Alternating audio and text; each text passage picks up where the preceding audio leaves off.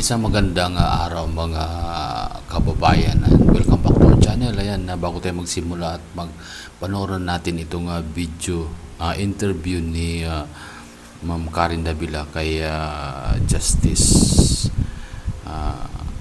Conchita Morales. Yan, bago ang lahat, please like, share, and paki-subscribe naman ng ating muntin channel. Ayan, maraming salamat po.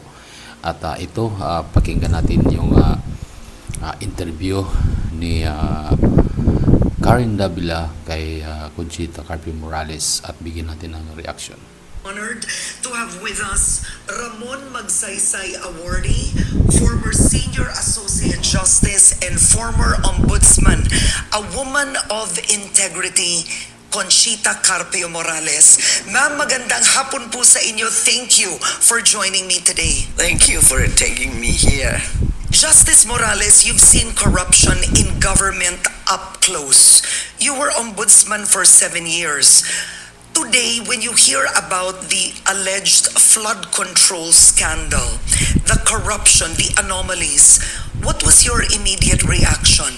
Of course, I was sick and tired. I thought that corruption had been minimized, but on the contrary, it was worsened. Well, those payoff were so widespread, but they were not involved big amount as the amounts now. Now we're talking of billions and not only millions. And the sad part about this is that some, if not most, of the legislators are involved here. Now, billions are in question. Ghost project, favored contractors, kahit po recycled funding. In your view, in your long years in government service, is this just incompetence? Is it a systemic issue? Or is it deep-seated corruption? Deep-seated corruption, it's intentional. It's not incompetence. It's intentional. It's avarice. It's greed. It's, people are just... Tingnan mo mga kababayan, si dating Conchita Morales ay nagsasabi na ang korupsyon daw sa ating bansa ngayon ay intentional. Ibig sabihin, sinasadya, systematic. So, kasi di naman, sabi niya, dati hindi naman ganito yung nangyayari na corruption. Kumbaga na minimize lang, pero ngayon grabe yung nangyari. Yan, tuloy natin. After money is so materialistic, there's a mix of cultural reasons and probably greed for money, because you don't know if corruption spawned from utang na loob or what. You were ombudsman during a time when high-ranking officials were investigated, charged, and actually convicted. Now, looking at the hearings... Not all are convicted. Dapat mas marami. The big fishes were spared. What is stopping today's anti-corruption agencies, be it the Ombudsman or any other, from doing the same? What's the problem? There's no transparency in our system. Wala transparent talaga. In secrecy, and whereas probably the higher officials noticed that there were a lot of corrupt activities, they tolerated them. The ICI, ang binuong ICI ni Pangulong Marcos Jr., are you optimistic with the investigation, the powers, and the results? Wonderful! Nakapagpaalis at nakapatay. Hindi naman po talaga, ICI kasi hindi siya actually dependent. Well, to begin with, gawa we ng cannot presidente. be optimistic because the hearings are supposed to be held in secrecy. They don't involve the public. I don't understand why, because even the courts, sitting as courts, it's open to the public. It's only when, in the interest of morality and decency, that the judge may conduct hearings in private. Ito hindi naman morality or indecency. Immorality and indecency. Indecency not in the literal meaning of the word. So I don't understand why they don't do it transparently. They don't do it publicly. The ICI said they don't want trial by publicity. The mere fact that Congress or Senate conducts hearings openly, it is not trying by publicity. Because people who will decide will be the ICI people, but their decision will only be recommendatory. It should be the Ombudsman really who should do the investigating. No, but today there is no ombudsman yet. I'm curious, were you ever offered to join the ICI? Because you have so much feedback from people saying Conchita Carpio Morales should be in the ICI. I don't know if I should reveal this publicly. Yes, I was. I was asked to be the legal representative because they said they wanted an engineer, and that's Babe Singson. They wanted an accountant, that's the lady from the CISIP Gores, and they wanted a lawyer. So they tapped me. So I said, I'm too old for that. And then they said, no, you're not. And then I said, I don't think I can handle that. No, you can. And then they said, please, for the love of country. Oh, of course, I've always loved my country. They insisted. So I said, I'm impervious to influence. I was very frank. I mean, that was, I think, to be the last straw. So I said, I don't like it if and when I should be there. I don't like anyone to interfere in my work. So, and all that, there was no reaction, but so they said, please, for love of country. And then, so, okay, give me a day to reflect on. And then they said, no, I'll give you 1 hour. Then I said, no. Then they said 2 hours. Okay. In the interim, I tried to conjure things I would be putting as condition in the event. I would not be honest if I say that I was not open to it, but I was not very sure about it. So I had mental exercise. I said, what will I put as conditions? Of course, one of the conditions was that they should not interfere in my decision. However, I wanted to conduct the investigation. 2 hours never came. I didn't receive a call. Neither did I call. Why should I? Was I salivating? No way.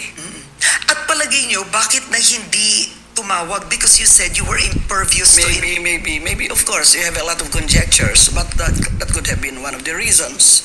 Would you have taken it? No, if they accepted my conditions, I would probably have taken it. Conducting hearings in secrecy, I would not have allowed that. So I would probably have been fired. See? If I were fired, look at that. I would mutilate my pristine, I'm sorry to say that, pristine reputation. Are you satisfied with who makes up the ICI today? Well, I like Babe Singson. I know he's very honest. Yun na po yun. Yun na. Paano po yung the representative of the justice system? Well, let the people judge, but they cannot judge him because the conduct of the hearing is secret. What's your reaction that Benjamin Magalong resigned from the ICI as a special advisor? Yes, nasayangan ako. But then again, I don't know if the word getting around is true that he was practically asked to resign. Sabi na may conflict naman ako being the mayor and at the same time being a member of the ICI. By the way, I'm not a member of the commission. I'm not a commissioner there. In fact, sila nga yung gumawa ng workaround nun na yung legal advisor investigator. Pero inis-out na ako nun eh. Tinanggal na nila lahat. And then suddenly, here comes a below the belt naman na accusation na ay dahil merong project si Diskaya doon at maanomalyang tennis court. Ay, sobra na yan. Yun na hindi ko matake. Di ba? Parang pinapalabas mo pa na korap ako. Ay, yan na. Mag-aaway na tayo dyan. Are you hopeful first that justice will be served, that genuine changes will be made? Insofar as the ICI is concerned, as I said, their findings are merely recommendatory. It's going to go to the Ombudsman or to the OJ. If it goes to the Ombudsman, if the Ombudsman is not satisfied with the fact-finding nor would like to adopt the recommendation, the Ombudsman can have an independent, separate investigation. So it would be an exercise in futility. Unless, of course, the results of the ICI would be, it will make it lighter for the Ombudsman to conduct investigation. Now, should the Ombudsman just be doing the investigation? Nung panahon niyo po, wala namang ibinuong komite. Motu proprio. Oo. The trouble is that there's no permanent Ombudsman. It's an acting Ombudsman. In fact, the first acting Ombudsman was removed. If you believe Senator Amy Marcos, she did not like, I said allegedly, she did not like to issue a clearance to Remulla without going through the process of checking whether the case was good for disposal or the case was good for, segueing to the preliminary investigation. Grabe no, talino talaga ng mga justice. Abogado kasi ito. The way it carries its obligations and responsibilities. I really don't know how much power the acting ombudsman is being given.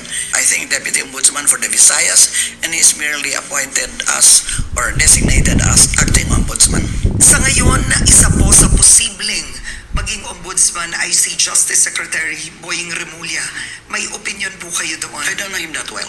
Actually, what I know is what I read only. What kind of person should be appointed as ombudsman? What qualities? Well, as I have always said, he should be a man or woman of integrity, of competence, of industry.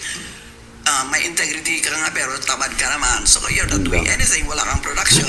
Pero you are also productive, you are industrious, but you are a man of integrity, of dishonesty, or you are a man of corruption. Walang mangyayari. Ba? You are judged by how you handle the office. If you have integrity, you have competence and industry. In 2016, when you were ombudsman, you ordered the dismissal of Senator Joel Villanueva and 9 others. This was in 2016. You found them liable for the misuse of the former party list representatives' 2008 PDAF funds. Now, Joel Villanueva is under fire again. The Senate then refused to act on your order of dismissal. Balikan natin yun. Grabe, no? Ang talino talaga ng mga ombudsman. Kasi sinasabi pa niya Conchita Morales na ang pagiging isang ombudsman ay yung unang-una, the man of integrity. Yan. Ibig sabihin, dapat pag naupo ka dyan sa bilang ombudsman, wala kang papanigan dyan. Kahit sabihin natin inappoint ka pa ng Malacanang pagdating sa pag-iimbestiga. Kasi ang ombudsman, ayan mga kababayan, ay taga-imbestiga lang po yan sila. Hindi sila korte. Sila yung nagbibigay ng